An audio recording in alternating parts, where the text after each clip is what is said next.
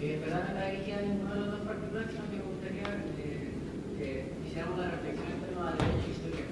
Porque los dos creo que me pareció hablaron del concepto de generación de derecho, primera, segunda y tercera generación. Y en ese sentido, por ejemplo, nosotros en historia, bueno, y hay un trabajo muy conocido que se llama La dimensión de los derechos humanos de Linton. Entonces me gustaría mucho que reflexionaran en torno a cómo estos derechos, sobre todo primera, segunda y tercera generación, se explican o se pueden entender en la medida de un contexto histórico particular.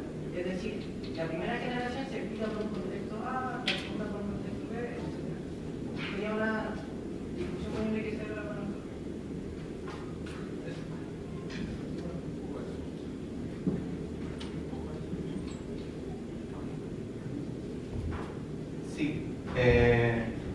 Sí, ese trabajo es en verdad muy bueno, yo lo recomiendo, aunque uno no comulgue con todo lo que dice ahí, pero efectivamente es súper instructivo. Efectivamente hay un contexto histórico, yo lo mencioné muy al pasar, pero lo que suele tradicionalmente entenderse como la primera generación, que son estos derechos negativos, ¿verdad? El Estado no se mete, aunque yo creo, y eso era uno de los comentarios que quería hacer en la presentación de Santiago, lo voy a aprovechar de hacer, que hay ciertas obligaciones del Estado positivamente en forma correlativa al ejercicio de los derechos de primera generación. Pero primero respondamos a la pregunta, después hacemos ese comentario.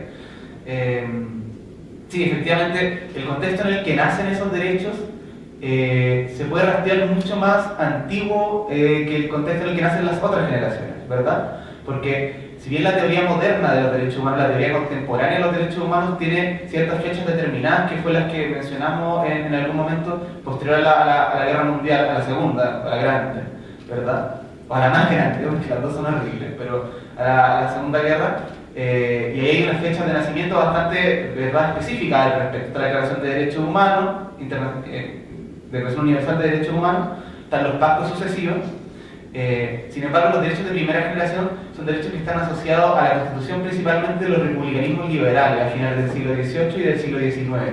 Es decir, con la Revolución Francesa y la Declaración de Derechos y Deberes del Hombre y del Ciudadano, ahí ya comienzan primeras declaraciones de cómo tiene que entenderse la relación del Estado con sus ciudadanos en proteger sus derechos de lo que hasta ese momento se consideraban como los más fundamentales, que son el derecho de la propiedad, los derechos de la libertad, el derecho del Estado de no asesinar libremente a sus ciudadanos, ¿verdad? Porque el rey podía asesinar libremente a sus ciudadanos, son súbditos, no son ciudadanos. Y surgen con la noción de ciudadanía, ¿verdad? La noción de que yo formo parte del Estado y el Estado se debe a mí. No cuando antes, ¿verdad? Antes del ancien régime, mi francés es horrible. Pero el rey, las personas del rey eran cosas del rey. El rey puede hacer lo que quiera con ellas. Eso tiene ciertos matices en cuanto en siglos anteriores se introdujeron ciertos capítulos de derechos en la monarquía absoluta a medida que se modernizaban, ¿verdad? Tenemos la Guerra Civil Inglesa y cierto levantamiento en España, que se crean ciertos estatutos de protección en el cual el monarca reconoce cierta mínima como agencia a sus súbditos, pero en términos generales hay un punto de inflexión fundamental desde la Revolución Francesa en adelante y desde la Guerra de Independencia estadounidense también en adelante, en torno a este clivaje muy importante Estado súbdito, Estado ciudadano, ¿verdad? Entonces tenemos ahí un contexto histórico muy determinado y eso está en términos mucho más... desde un punto de vista más materialista histórico, eso tiene que ver con que los actores que lideraron esas transformaciones corresponden principalmente a la burguesía nacional de los estados donde esas transformaciones se llevaron a cabo. En una amplia alianza social con otros sectores subalternos, ¿verdad? También hay campesinos, también hay soldados dentro de todo eso en la Revolución Francesa, pero los principales líderes de esa revolución son personas que obedecen a valores burgueses, o son directamente comerciantes, o son académicos, funcionarios, etc. Y ellos imprimen ese sello en esa cuestión. Y los derechos de segunda generación, como ya lo dijo Santiago muy bien, comienza a ser un tema primero en la discusión política con la cuestión social, que es que el capitalismo industrial en Europa genera condiciones de vida asquerosamente miserables para la gente que lo sostiene, ¿verdad? Niños trabajando, limpiando chimeneas y todas esas caricaturas. Y la Iglesia Católica realiza, junto con también la tradición humanista laica, porque también hay discusiones, ¿verdad?, simultáneas, ¿verdad? La Iglesia hace sus encíclicas y comienza a hacer sus pronunciamientos respecto de que la cuestión de la pobreza es un problema alarmante.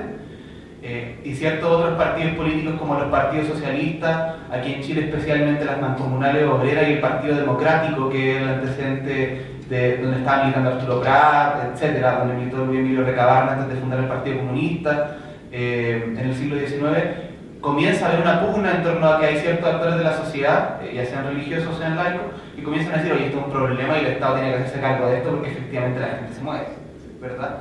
Y porque la gente tampoco se queda tranquila muriéndose, pues sí, la mayoría de los derechos fundamentales de segunda generación son posteriores a que hayan habido gigantescos levantamientos y masacres correlativas del Estado.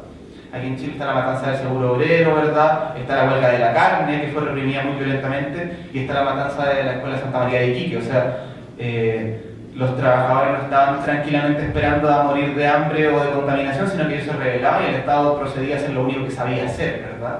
Y que yo creo que hasta el día de hoy muchos actores políticos son lo único que saben hacer, ¿verdad? Esta histeria elitista de que los campesinos están enojados, entonces que el ejército vaya y los mate. Afortunadamente yo creo que hoy día eso responde a algún sector de la rancia oligarquía nacional y no a toda, pero en el siglo XIX y el XX era la respuesta tradicional de cualquier persona que estaba en la élite dirigente del país, ¿verdad? Entonces, esos hechos históricos son los que en algún momento llevan al punto en el que se decía, ok, hay que ponerse de acuerdo en que hay ciertas reglas de consagración de derechos fundamentales que son mayores en su alcance a los que estaban en la llamada primera generación.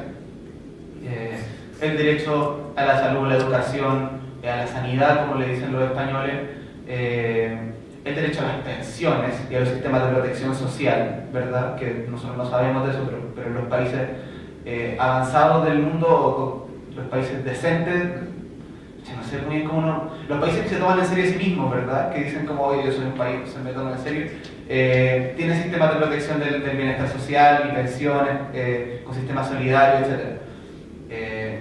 Los países que no nos tomamos en serio, que nos forzaron a no tomarnos en serio, ¿verdad? Tenemos sistemas de capitalización individual, AFP y todas esas formas que tienen las grandes empresas de adquirir liquidez a costa de los trabajadores, ¿verdad? Entonces, todas esas reglas se van estableciendo y además eso tiene un trasfondo de pugna ideológica geopolítica muy importante, que es que la génesis de las Naciones Unidas y los catálogos de derechos humanos tienen de telón de fondo la pelea entre la Unión Soviética y los Estados Unidos. Y sobre eso también hay harta historiografía escrita, cómo esos tratados son muñequeados. De hecho, hay varios tratados de derechos humanos y convenciones que uno puede ver cómo está el artículo que le interesa a los Estados Unidos y a Europa Occidental, el artículo que le interesa a la Unión Soviética. Como el artículo de esto, el artículo de esto, el artículo de esto, y voy a terminar mi comentario porque me extendí harto, ¿verdad? Pero tirando un dato muy entretenido, que a mí siempre me encanta, porque ustedes saben que hay un derecho del espacio, ¿verdad? ¿Sabían eso? Bueno, en el año 67 la ONU hizo el Tratado del Espacio, que desde mi punto de vista es el tratado más explícitamente codeado del universo de la Guerra Fría, que básicamente regula qué pasa con todo lo que está fuera de la estratosfera de la esfera terrestre. Es muy entretenido, pero no nos metamos en eso. Y en ese tratado los artículos son muy explícitos. Por ejemplo, los Estados Unidos en el artículo 4 dice que era el artículo que le interesaba a los Estados Unidos y que consagra el principio de la libertad de exploración espacial. Todo el mundo es libre de explorar todo el espacio como quiera y de mandar naves a donde quiera y todo lo demás. Y el artículo 5 es el de la Unión Soviética, que fue redactado por la Unión Soviética, que es el Tratado de Cooperación Internacional, que es el que dice que los estados más poderosos que puedan explorar el espacio tienen el deber correlativo de asistir a los estados menos poderosos con menos capacidad de explorar el espacio. Entonces uno puede ver que muchos tratados están efectivamente codeados, lo que es una realidad. Hay un pegoteo de ladrillos que está justamente en la pugna geopolítica de la Guerra Fría por detrás. Y los derechos de tercera generación, solo muy brevemente, tienen que atender a problemas más propios de la posmodernidad, ¿verdad? Cuando ya termina la Guerra Fría, hay otro tipo de conflictos que se toman el protagonismo post-Guerra Fría. Son los conflictos de razones étnicas, por ejemplo, o por razones tribales, las minorías étnicas que dicen, oye, yo quiero ser mi propio país, y hay cruentas guerras civiles al respecto. Surgen principios como el de la paz entre las naciones, ¿verdad? La autodeterminación de los pueblos, autodeterminación del pueblo, y etcétera. Pero eso ya tiene que ver hay principios de diversidad cultural también muy importantes que también tienen que ver con eso, y como yo dije, a mí me parecen igualmente importantes. No estoy estoy haciendo un ejercicio despectivo por llamarlos como propios de la época moderna. Eso. ¿Alguna otra pregunta? Bueno, entonces damos por cerrada la mesa y el primer día del jornal del Divisiones. Muchas gracias por asistir, muchas gracias a ustedes por venir. Hasta luego.